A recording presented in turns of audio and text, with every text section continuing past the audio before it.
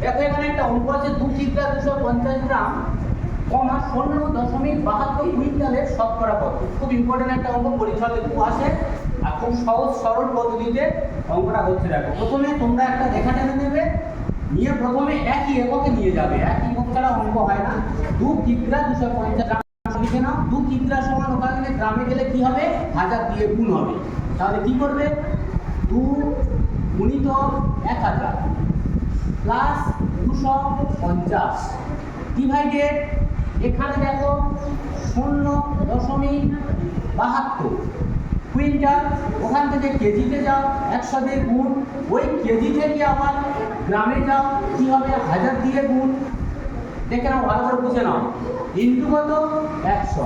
যেখানে বুঝতে পারবে না বলবে।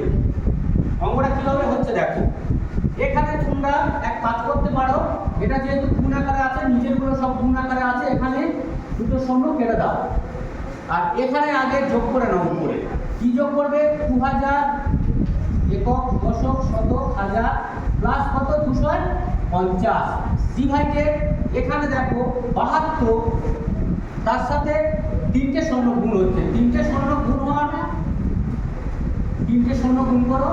এখানে যেহেতু 100 আর এদিকে 10 আছে, 3টে শূন্য বসবে, 1000 দিয়ে গুণ হচ্ছে, দুটোর পর দশমিক, এখানে দশমিক লাগাও। পরের স্টেপে কি থাকছে, 2250 ডিভাইডেড কত,